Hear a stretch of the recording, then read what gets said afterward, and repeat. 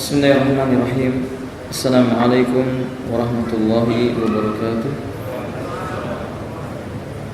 Innal hamdalillah nahmaduhu wa nasta'inuhu wa nastaghfiruh. Wa na'udzu billahi min shururi anfusina wa sayyiati a'malina. Man yahdihillahu fala mudilla lahu wa man yudlilhu fala hadiya lahu. أشهد أن لا إله إلا الله وحده لا شريك له وأشهد أن محمدا عبده ورسوله اللهم صل على محمد وعلى آله وأصحابه ومن تبعهم بإحسان إلى يوم الدين أما بعد إخواتي rahimani wa rahimakumullah. Kita melanjutkan pembahasan dari buku Mawsu'ah Al-Adab Al-Islamiyah tentang adabul jihad. Sisanya antum bisa baca sendiri. Bila menjumpai kesulitan nanti bisa ditanyakan. Kita masuk pasal yang baru, Al-Faslul Khamis min harfil jim adabul jiwar.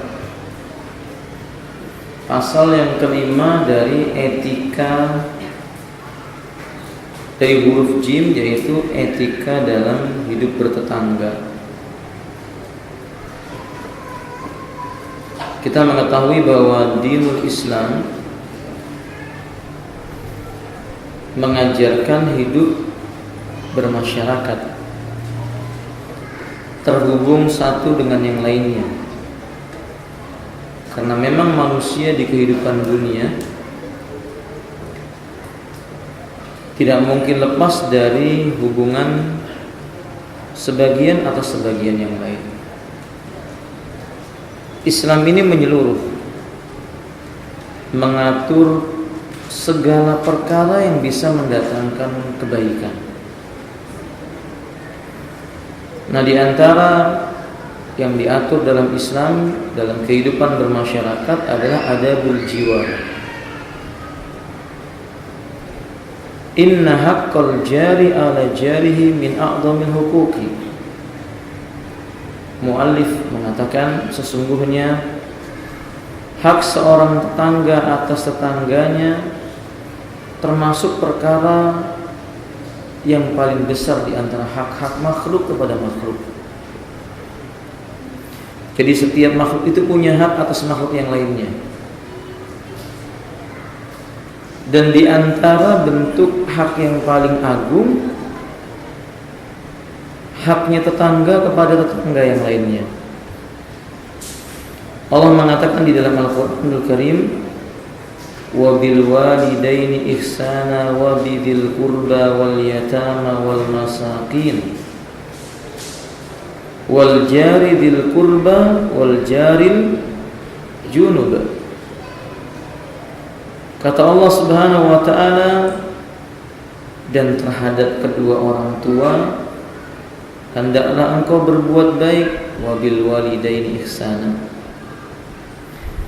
dan juga kepada wabidil qurba, karib kerabat dekatmu, wal yatama, dan juga terhadap orang anak-anak yatim, wal masakin, dan juga terhadap orang miskin, wal jari dzil qurba, tetangga yang dekat, wal jaril junub, dan tetangga yang jauh.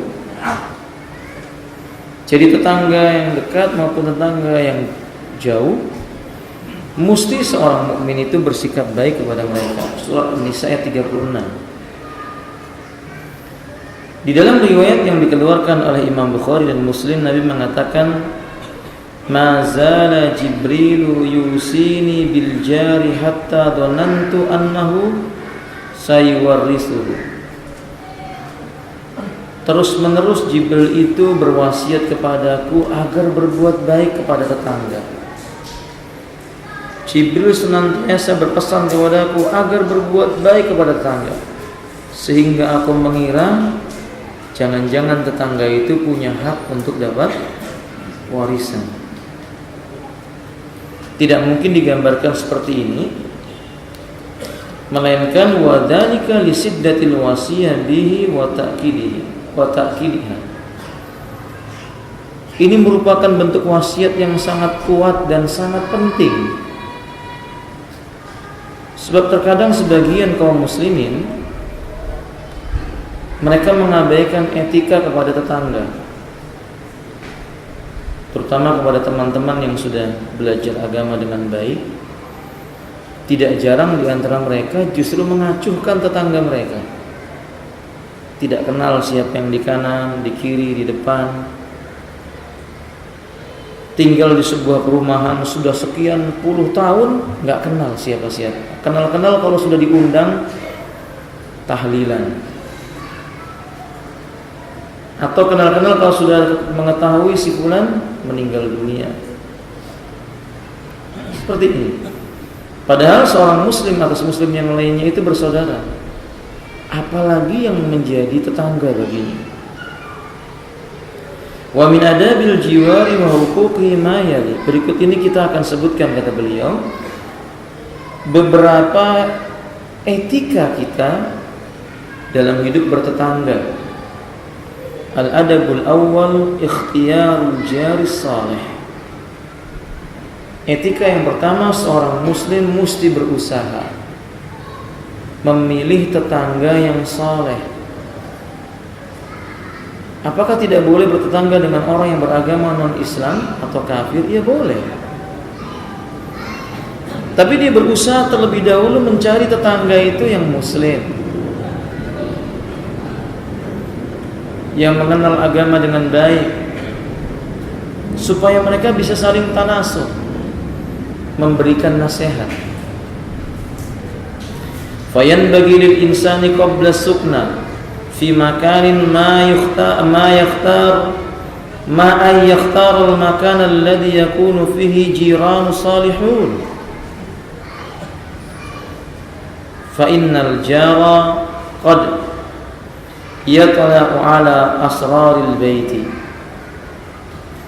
Sudah selayaknya seorang muslim itu sebelum dia memilih tempat tinggal di sebuah tempat, dia pilih-pilih dulu, mencari tempat yang cocok, terutama tetangga yang soleh. Karena sesungguhnya tetangga kadang-kadang dia menjadi tempat curahan hati seseorang, sehingga perkara rumah itu rahasianya bisa diketahui oleh tetangga.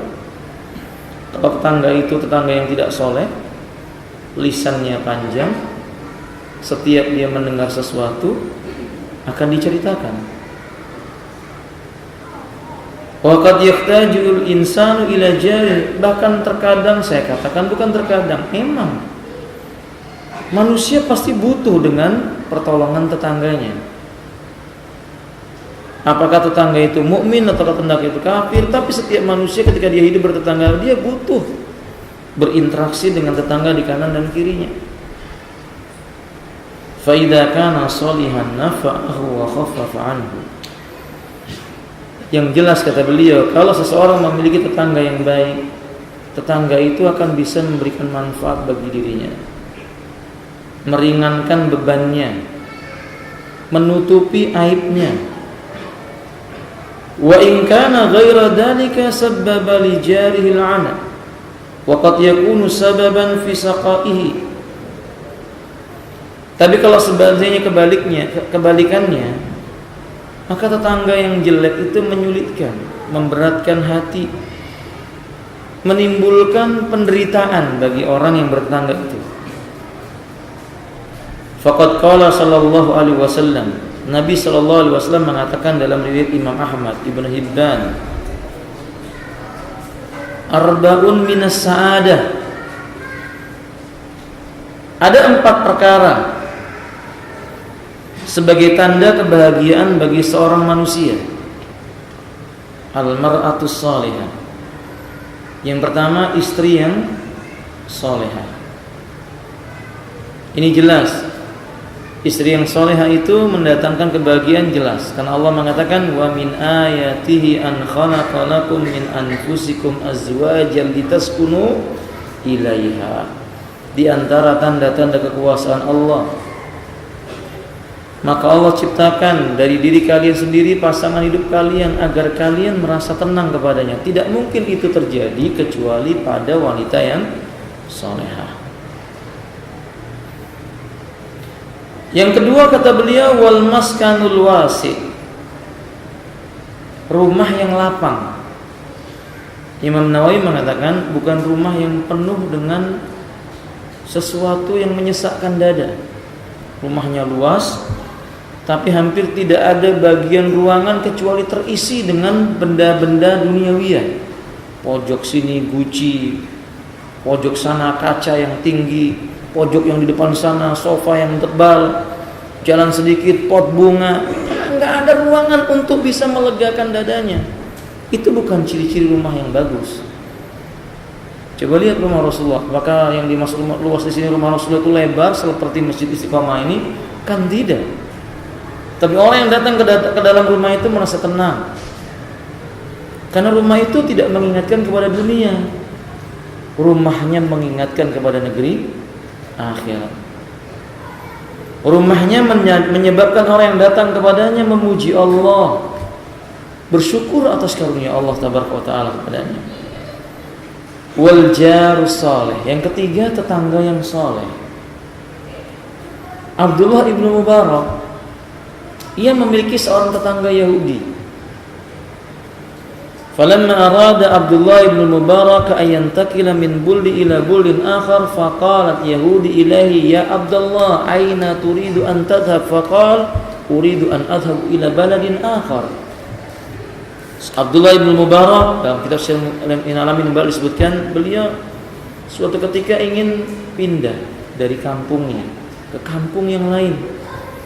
Maka yang pertama kali merasa kehilangan Yahudi ini. Dia berkata, Abdullah, mau kemana engkau? Kata Abdullah ibnu Mubarak rahimahullah ta'ala, pindah ke tempat yang lain. Beliau mengatakan, la tatrukuni, jangan tinggalkan aku.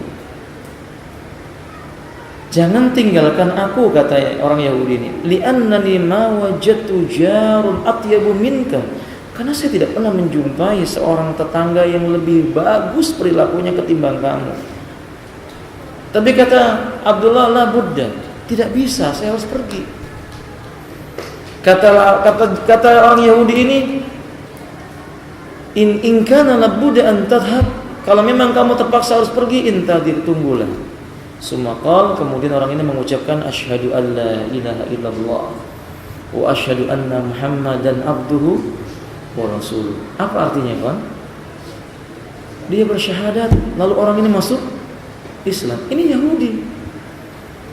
Orang yang soleh itu bisa mendatangkan manfaat bagi orang yang ada di kanan, kirinya, depan, belakang, bukan mendatangkan kebencian. Padahal tetangganya ini Yahudi. Dan kita tahu Allah mengatakan walan tarda ankal yahud walan nasara hatta tattabi'a millatahum. Tapi kesolehan lelaki bernama Abdullah bin Mubarak biiznillah, semua ini dengan izin Allah azza wa jalla, maka menjadi sebab lelaki Yahudi itu dapat hidayah. Itu nikmat. Punya tetangga orang soleh itu nikmat, tanda kebahagiaan. Kalau kita punya tetangga yang soleh, pagi hari kita akan mendengar ucapan mereka berkata kepada kita, Assalamualaikum ya fulan. Boleh? Coba kalau tetangga yang tidak soleh, mungkin tidak kita dengar doa-doa seperti ini.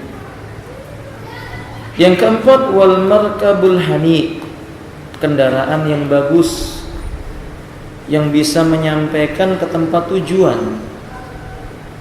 Jadi kuda yang larinya kencang, kakinya sehat, badannya kuat, membawa ke tujuan dengan baik. Itu termasuk tanda-tanda kebahagiaan. Wa arba'un minasyaqa, sebaliknya kata beliau ada 4 perkara tanda kesengsaraan seseorang. Al-mar'atus su'. Pertama, istri yang jelek akhlaknya. Diperintah suami tidak mentaati. Suaminya pergi, dia tidak menjaga kehormatannya. Bertemu dengan teman-temannya, dia ceritakan kekurangan suaminya. Ini adalah wanita yang buruk. Itu nggak bisa mendatangkan ketenangan jiwa.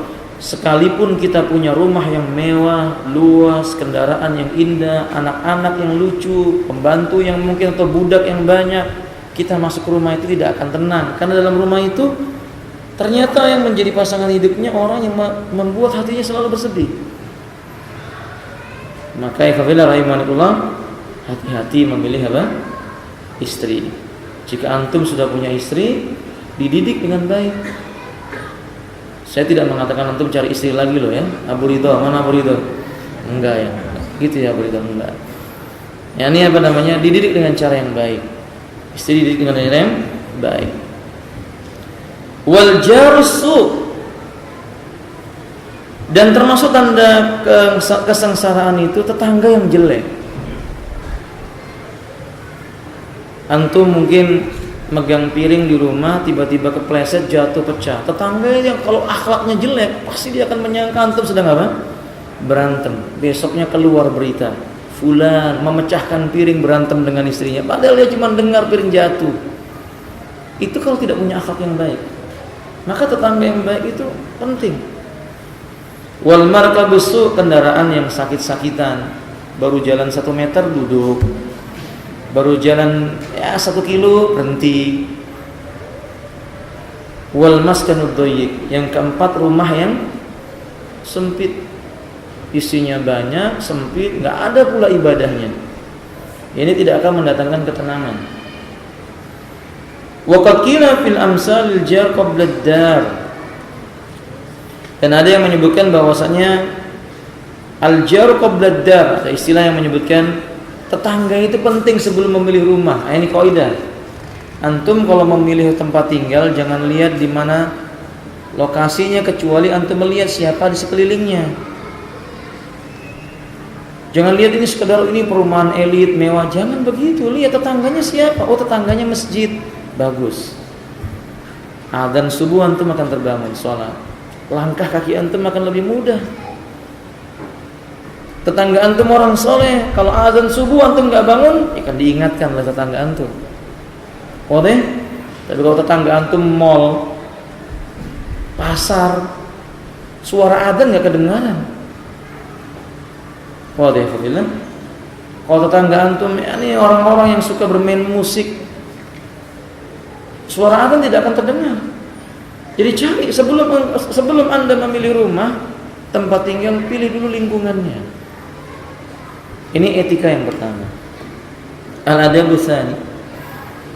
Etika yang kedua, ayyuhibba li jarihi ma yuhibbu li nafsihi minal khairi. Di antara etika bertetangga itu mencintai tetangganya seperti dia mencintai dirinya sendiri. Ketika ada perkara kebaikan diperoleh oleh tetangganya itu, dia suka tetangganya dapat kebaikan seperti dia dapat kebaikan. Dia suka itu. Maknanya apa? Tidak boleh pada diri seseorang itu ada sifat dengki terhadap tetangganya. Iyyakum wal hasad, kata Nabi. Hati-hati engkau dengan sifat dengki. Innal hasada yudhibus sayyi'at, innal hasada yudhibul hasanat. Sesungguhnya perbuatan dengki itu bisa menghapuskan kebaikan-kebaikan. Kama tuhrikun narul hatab, seperti api yang membakar kayu yang kering, cepat habisnya. Tapi memang alhamdulillah rahimani wa rahimakumullah, memang berat. Makanya kita penting bertetangga dengan yang soleh. Kalau bertetangga dengan ahli dunia, itu membuat kita mudah bersikap hasad. Dikit-dikit dunia, bulan ini rumahnya warna hijau, besok baru 2 bulan kemudian ganti warna merah. Ya lama-lama mungkin hati ini terikat dengan dunia. Ada kedengkian.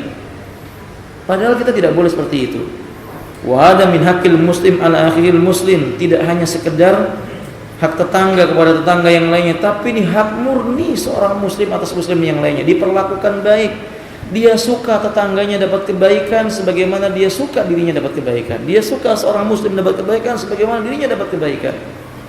Wa huwa min mukammilatil iman. Ingat, itu termasuk tanda sempurnanya iman seseorang. Lakinnal jar aula bihadzal haqqi min ghairihi. hak muslim atas muslim yang lainnya, tetapi hak tetangga yang muslim jauh lebih tinggi lagi. Bukan hanya sekedar saudara muslim, dia tetangga lagi. Qala Nabi sallallahu alaihi wasallam, "Walladzi nafsi biyadihi." Demi zat yang jiwaku ada di tangannya. La yu'minu abdun hatta yuhibba li jarihi ma yuhibbu li nafsihi. Seorang hamba tidak dikatakan beriman. Tidaklah beriman seorang hamba sehingga dia mencintai saudaranya seperti dia mencintai dirinya sendiri. Mencintai sesuatu yang dia menyukai sesuatu itu ada pada dirinya, maka dia mesti juga menyukai sesuatu itu ada pada tetangganya. Fayajibu 'alal muslimi an yuhibba li jari kulla khairin wa yuhibbu li nafsi. Maka wajib hukumnya bagi seorang muslim mencintai tetangganya, mendapatkan kebaikan-kebaikan sebagaimana kebaikan itu dia dapatkan. Wa yakrahu la ma yakrahu li nafsi. Dia benci kalau tetangganya itu tertimpa sesuatu sebagaimana kalau sesuatu itu menimpa dirinya, dia benci. Ya, misalnya tetangga kesulitan kan, tetangga rumahnya mau dirampok, dia enggak suka, maka dia benci juga dengan perampok itu, dia berusaha menolongnya. Atau yang semisal daripada itu. Maka bila kita ingin mengetahui apakah kita ini termasuk orang yang baik ataukah tidak, ukur dengan ukuran ini. Bagaimana selama ini kita kepada tetangga. Kadang-kadang Masya Allah ya kawan, sebagian teman-teman kita ya bagus, punya niat yang baik,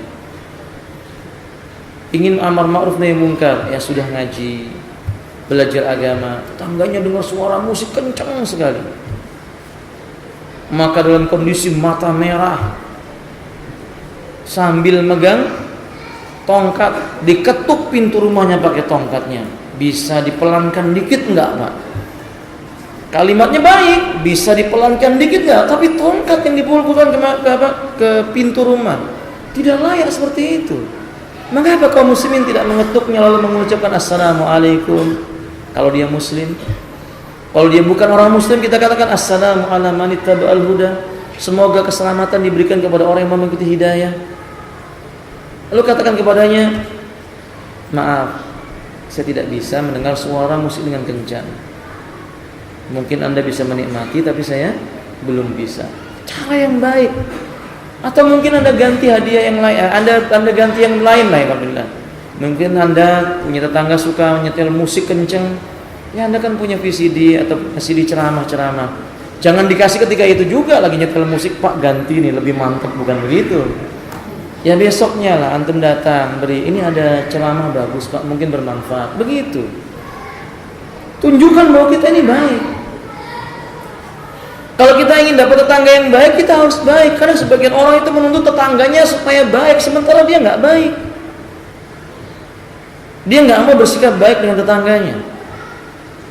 Tetangganya memelihara anjing, lalu dia mengatakan tunggu ntar malam, cari racun, diracun anjingnya itu. Baik nggak ini family? Nah, antum diam, saya nggak tahu ini, nggak tahu ini. Baik nggak ini family? Hah? Nah sekarang kalau anjingnya suka datang ke halaman antum,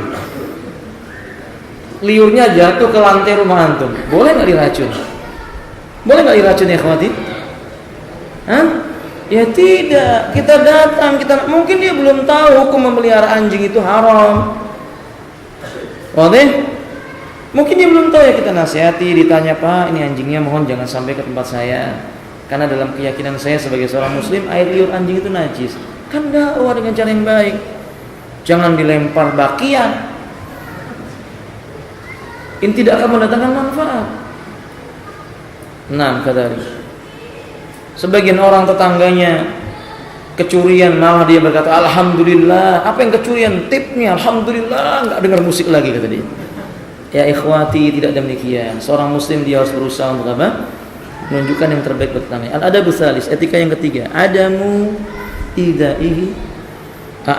idai bi ayyi syai'in min qaulin aw amalin penting. Hindari menyakiti tetangga dengan sesuatu sekecil apapun, bisa mungkin perkataan, apalagi perbuatan anggota badan. Hindari. Fa inna adiyatal jari muharramatun. Karena bagaimanapun menyakiti tetangga itu hukumnya haram, sekalipun tetangga kita itu kafir, haram hukumnya menyakiti mereka. Karena nggak semua orang kafir boleh disakiti. Orang kafir itu didakwahi. Ya kalau permasalahannya kafir harbi itu bab yang beda. Ya. Waqad syaddada Rasul sallallahu alaihi wasallam fi amri ida'il jar. Nabi itu bersikap keras, tegas kepada orang yang suka menyakiti tetangga. Faqala alaihi salatu wassalam, "Man kana yu'minu billahi wal yawmil akhir fala yu'di jarah." Barang siapa yang dia beriman kepada Allah, percaya dengan datangnya hari kiamat, janganlah dia menyakiti tetangganya. Jangan dia menyakiti tetangganya. Hadis ini dikeluarkan oleh Imam Bukhari nomor 6018 dari sahabat Abu Hurairah radhiyallahu taala an. Idan kata beliau, jadi yajibu alal insani ayyakuffa adahu anjari wasawa'a wasu'an kana bil qawli aw bil fi'li sawa'an kana bil qawli aw bil fi'li aw bil isyarati. Berarti wajib bagi seorang mukmin menahan dirinya agar tidak menyakiti tetangganya, sama saja apakah menyakitinya dengan kata-kata sindiran misalnya, apalagi dengan perbuatan anggota badan, buang sampah di halaman tetangga. Perhatikan ini ikhwan, termasuk menyakiti tetangga ini kadang diabaikan oleh kaum muslimin. Sebagian kaum muslimin itu suka membakar sampah yang asapnya ternyata mengarah ke tetangga. Mereka mesti tahu, kita mesti tahu, ini nggak boleh. Ini termasuk menyakiti tetangga kita. Mestinya kalau kita mau membakar sampah ini diperhatikan dulu, minta dulu persetujuan, kita mau bakar sampah nih, supaya nggak begini nggak begitu, mohon dimaklumi kalau asapnya ke sana. Kalau dia mengatakan, oh jangan pak, ada anak kecil di rumah kita, jangan dilakukan. Nggak boleh manusia memaksakan kehendaknya, bisa dengan cara yang lainnya. Karena bagaimanapun menyakiti tetangga, Nabi kita melarang. Ini diantaranya diamalkan oleh Abdullah bin Mubarak. Ibnu Mubarak tidak menyukai. Orang Yahudi itu suka bikin tempat sampah di depan rumah. Sedangkan Ibnu Mubarak tahu membuat sampah di depan rumah itu menyakiti tetangga. Maka selalu sampahnya dibuang di belakang, ditumpuk di belakang untuk ditanam atau dibakar di belakang supaya tidak tercium baunya oleh tetangganya. Hanya sebab itu, antum dengar tadi kisah Yahudi yang masuk apa? Islam. Itu gara-gara ini. Salah satunya. Tapi kadang kita tidak memperhatikan itu. Tidak memperhatikan ini. Oleh nyemprot bunga, ya, maksudnya baiklah nyemprot, tapi airnya tumpah ke sebelahnya, ke tetangga sebelah. Mungkin kita merasa itu biasa saja. Tapi Islam mengajarkan itu tidak layak dilakukan oleh seorang muslim. Faham tuh? Wallahu a'lam bishawab. Al-adabur rabi', etika yang keempat, al-ihsanu ilahi daiman. Berusaha terus-menerus berbuat baik. Ya tentu saja sabar dengan perilaku tetangga yang buruk. Wa bikulli suratin mumkinah, dengan segala bentuk apapun yang memungkinkan kita berikan berupa kebaikan terhadap tetangga, kenapa tidak? Minimal dengan senyuman. Bapak kalau ketemu dengan tetangganya, ya tentu yang laki-laki ya Pak ya, ada tetangga, sudah tetangganya keluar yang laki-laki, senyumlah, ucapkan assalamualaikum. Datang waktu maghrib, ajak ke masjid, Pak maghrib, mari sholat ke masjid. Kadari, jangan pasang wajah bengis. Tidak demikian. Kama qala sallallahu alaihi wasallam, man kana yu'minu billahi wal yawmil akhir falyuhsin ila jari. Sebagaimana Nabi mengatakan, barang siapa ia beriman kepada Allah dan hari kiamat, hendaklah dia berbuat baik kepada tetangganya. Wa man kana yu'minu billahi wal yawmil akhir falyukrim dhaifah. Dan barang siapa yang dia beriman kepada Allah dan hari kiamat, hendaklah dia muliakan tamunya. Wa man kana yu'minu billahi wal yawmil akhir falyakul khairan aw liyaskut. Dan barang siapa yang dia beriman kepada Allah dan hari kiamat, maka dia hendaklah berkata dengan kebaikan, atau bila tidak sanggup dia diam. Maka hadis ini menjelaskan yajibu alaihil ihsan ila jari bi kulli wajhin mumkinah. Dengan segala macam bentuk perkara apapun yang nilainya baik, mesti wajib bagi seorang mukmin berbuat baik kepada tetangganya itu. Ya misalnya dengan masakan, bahwa Pak Kalau bawa apa, istrinya masak daging kambing, tercium oleh tetangga, kenapa tidak dibagi? Karena bangsa kita ini punya istilah yang kadang-kadang dimanfaatkan oleh setan. Cuman sedikit, masa bagi tetangga sedikit, nggak enak lah. Kadang-kadang begitu sebagian kaum muslimin. Masak daging kambing cuman 1 kilo, kata mereka cuman sedikit. Malu masa bagi tetangga cuman 2 sendok makan. Padahal saudara kaum muslimin, tetangga tidak melihat dari sisi jumlahnya. Mereka melihat betapa usaha orang ini ingin berbuat baik sekemampuan yang dia miliki. Itu menimbulkan asar yang besar dalam dakwah. Hati seseorang bisa terpengaruh dengan hal ini.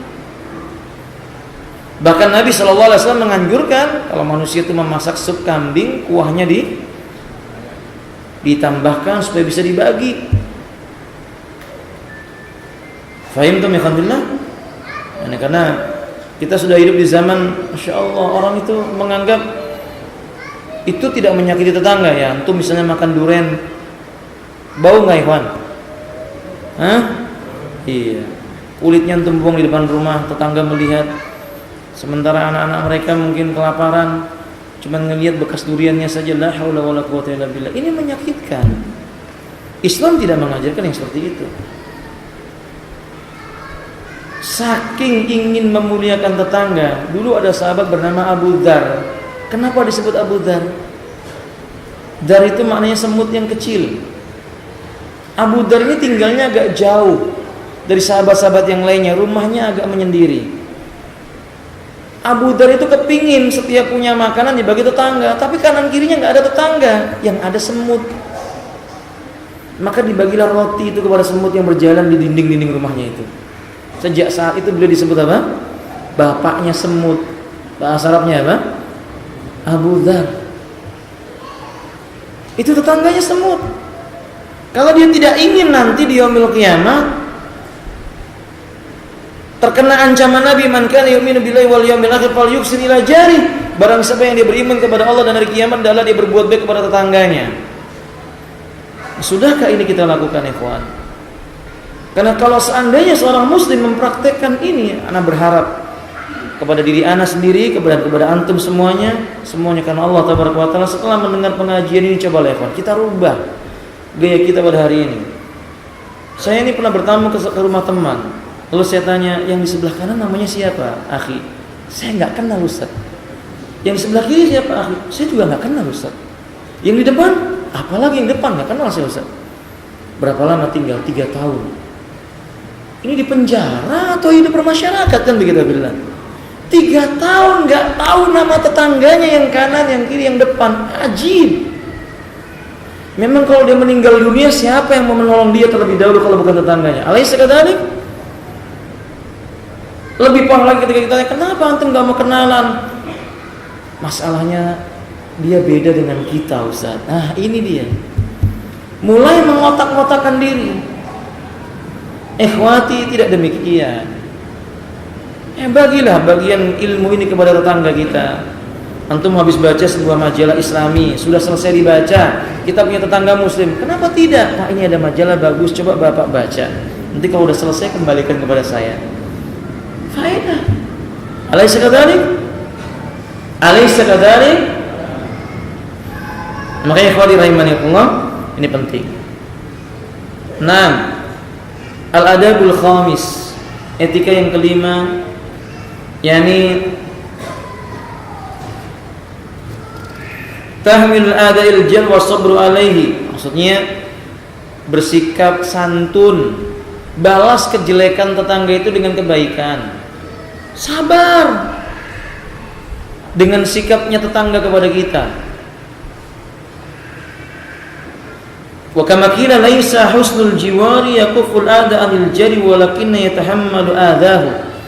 Beliau mengatakan bahwa sebagaimana orang-orang Arab berkata, bukanlah berbuat baik kepada tetangga itu menahan diri dari menyakiti tetangga, tetapi yang lebih utama adalah sabar, memberikan permakluman sikap jelek tetangga kepada kita.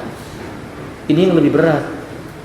Soalnya kan tetangga pohonnya condong sedikit di halaman kita aja sudah buru-buru teleponnya berkali-kali, kalau nggak ditebang-tebang juga datangi rumahnya diketuk-ketuk, sampai akhirnya bikin surat tanda tangan, kalau nggak mau saya tebang sendiri misalnya gitu. La ilaha illallah. Padahal kan cuma sekedar daun jatuh ke halaman kita, kita sapu, mudah-mudahan dengan sebab itu menghapuskan dosa. Karena kesabaran, ini kan musibah. Musibah bukan Evan bilang. Musibah atau bukan? Musibah, kita perlu sabar. Kadang mungkin kita diledek oleh tetangga kita, Masya Allah, saudara kita ini panas terik nih, kok celananya kebanjiran. Nggak apa-apa, sabar. Celahannya katakan kepada Allah, Allahumma ajurni fi musibati, ya Allah ini musibah, tolong beri pahala atas musibah yang menimpa aku ini. Lebih baik, lebih utama. Nah, kata ikhwati rahimakumullah. Kemudian kata beliau selanjutnya, fayan bagi lil muslimi ayasbira ala ada jari wa yatahammalahu aw yuqabilahu bil ihsan. Sabar kepada tingkah laku tetangga yang menyakitinya, balas perbuatan jeleknya dengan kebaikan. Coba Bapak, kalau ada seseorang menyakiti kita dengan kata-kata, kita kasih hadiah. Tiap hari dia nyakiti kita, tiap hari itu pula kita kasih hadiah. Kita mau datang kepadanya, dia mengusir kita sabar. Datang lagi yang berikutnya diusir. Datang tiap hari bawa hadiah. Insya Allah orang itu akan lembut hatinya. Insya Allah. Ikrimah itu sangat benci kepada Nabi Sallallahu Alaihi Wasallam. Tapi ketika Fathu Makkah, ditaklukkannya kota Makkah, Ikrimah keluar di kota Makkah melarikan diri. Nabi melarang para sahabat mengejar, itu urusan Nabi dengan Ikrimah. Tiap hari Nabi memberi hadiah seekor kambing, kadang berupa onta. Sampai akhirnya hati Ikrimah itu melembut. Lalu Ikrimah mengatakan, orang yang dulu paling ku benci, maka dia adalah orang yang paling aku cintai. Siapa maksudnya? Rasulullah SAW. Dan ini sudah banyak yang membuktikan demikian. Yang tadinya sangat membenci, maka dia menjadi orang yang sangat mencintai. Saya berbagi pengalaman kepada Anda. Fa amma bi nikmati rabbika fahadis. Adapun terhadap nikmat Tuhanmu maka ceritakanlah. Saya dulu punya tetangga di Pekanbaru, jahat sekali. Setelah dia ngaji dengan kita, dia cerita, dulu itu Ustaz, saya sudah punya planning tanggal sekian, bulan sekian, saya mau bunuh Ustaz. Dia udah sebutkan tanggalnya di bawah ini loh, yang saya lingkari tanggal merah. Saya nggak peduli mau masuk penjara atau enggak, pokoknya saya mau bunuh Ustaz. Naudzubillah min dzalik. Tapi karena ada teman-teman itu baik sikapnya dengan dia, suka memberi hadiah dia, kadang memberi buah, kadang memberi apel, lembut. Sekali-kali dia datang ke pengajian, awalnya di pojok-pojok, malu ngumpul. Wadah kan? Di ujung-ujung pura-pura kalau dilihat tunduk, pura-pura nggak tahu. Lama-lama mendekat. Sekarang alhamdulillah kita termasuk orang yang membela dakwah kita bersama dengan kita. Masya Allah. Itu asar sikap baik kepada apa? Manusia. Wallahu taala a'lam bishawab. Yang terakhir, al-adab as-sadis. Muwasatu bit-ta'ami wa la siyama idza kana faqiran. Membagi makanan yang kita miliki kepadanya, terutama mereka yang fakir. Falaisa min husnil jiwari, bukan termasuk tetangga yang baik, yang perutnya kenyang, tetangganya lapar. Nabi SAW mengatakan, laisal mu'min billadhi yasbi'u wajaru ja'iyun ila janbihi. Bukan orang muslim, bukan orang mukmin yang benar, yang dia perutnya kenyang tapi tetangga di samping kanan kirinya itu lapar. Berapa sih jarak tetangga itu, ikhwan? Aisyah mengatakan 40 rumah ke kanan dan ke kiri. Jadi antum harus hitung nih, ikhwan. 40 rumah ke kanan, 40 rumah ke kiri. Berarti berapa kira-kira, ikhwan ya?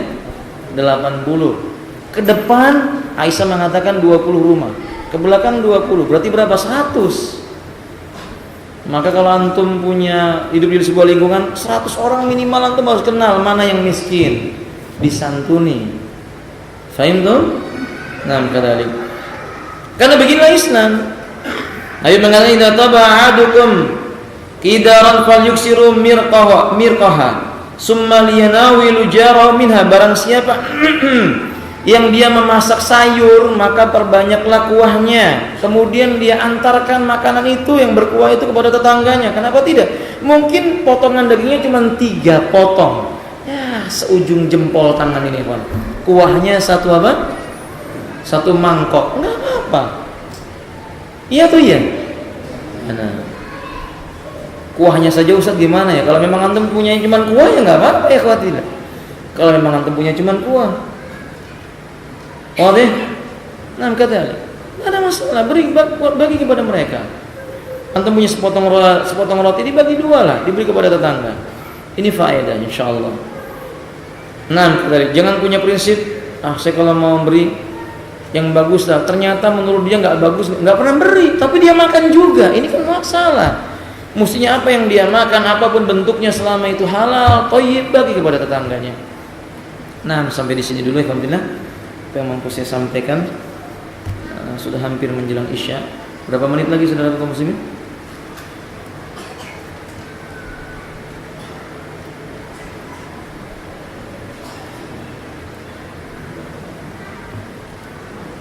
Nah, 5 menit lagi.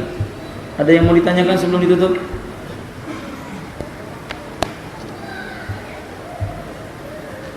Baik, kalau tidak ada, saya yang bertanya sebagai penutup. Sebutkan alhamdulillah. Yang sudah kita sebutkan tadi kan ada 6 ya. 6 adab. Ulang. Yang pertama apa? Etika yang pertama bagaimana? Mencari tetangga yang soleh sebelum memilih rumah, sebelum memilih tempat tinggal. Yang kedua,